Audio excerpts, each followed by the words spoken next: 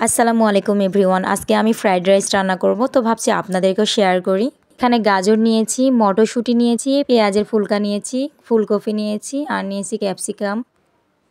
আগে থেকে পানিটা ফুটিয়ে নিয়েছি। এখন আমি ভিজিয়ে রাখা পোলাও চালগুলো দিয়ে দিচ্ছি পানির মধ্যে।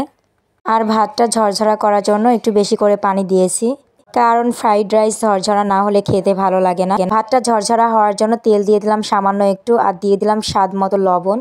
নেড়ে চেড়ে ভালোভাবে মিক্স করে নিচ্ছি।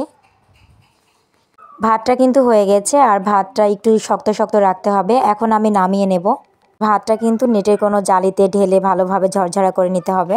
দিয়ে দিলাম সয়াবিন তেল আর ছোট ছোট করে কেটে নেওয়া কিছু চিকেনটাকে একটু ভালোভাবে নেড়ে চেড়ে ছাড়িয়ে নেব। এখন দিয়ে দিচ্ছি লম্বা লম্বা করে কেটে নেওয়া কিছু গাজর, মটরশুঁটি, সবগুলো এখন ভালোভাবে মিক্স করে নেব। যে সবজিগুলো বেশি শক্ত সেই সবজিগুলো আগে তেলের উপর একটু ভেজে নিতে হবে। আর এখানে এক্সট্রা কোনো পানি দেওয়া যাবে না, তেল দিয়ে যতটুকু পারবো ভেজে নেব।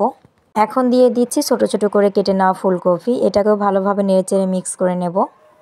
তো এভাবে একটা একটা করে উপকরণ দিয়ে ভেজে নিতে হবে। এখন দিয়ে দিচ্ছি 1 চামচ মতো রসুন বাটা, 1 চামচ মতো আদা বাটা। রসুন আর আদা বাটাটাও একটু নেড়েচেড়ে ভেজে নেব ভালো করে, যেন এর কাঁচা গন্ধটা না থাকে। আর সবজিগুলো কিন্তু ভেজে ভেজে বেশি নরম করা যাবে না, একটু শক্ত শক্ত রাখতে হবে, তাহলে খেতে ভালো লাগবে। সামান্য একটু লবণ দিয়ে দিলাম। আর একটা একটা করে সবজি দিয়ে ভালোভাবে নেড়েচেড়ে দিতে হবে, যেন ভালোভাবে ভাজা হয়।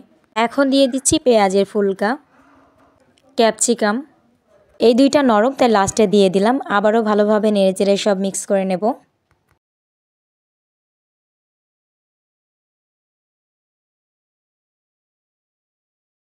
এখন দিয়ে দিচ্ছি একটু সয়া সসটা সবজির সঙ্গে এখন ভালোভাবে মিক্স করে নেব।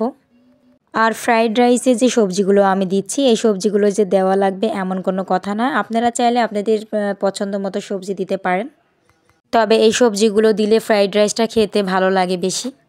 চিকেন আর সবগুলো সবজি একটু শক্ত শক্ত রেখেছি।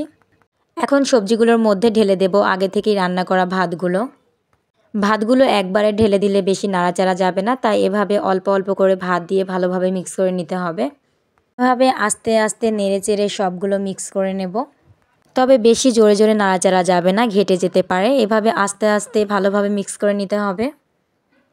তো দেখতেই পাচ্ছেন ভাতটা কিন্তু অনেকটা ঝরঝরা হয়েছে। এখন দিয়ে দিচ্ছি টমেটো সস, এটাও ভালোভাবে ভাতের সঙ্গে মিক্স করে নেব। আস্তে আস্তে নেড়েচেড়ে কিন্তু আমি সবগুলো ভালোভাবে মিক্স করে নিয়েছি। এখন দিয়ে দিচ্ছি কাঁচা মরিচ কুচি, একটু ঝাল করার জন্য। আপনারা চাইলে কাঁচা মরিচ কুচিটা নাও দিতে পারেন।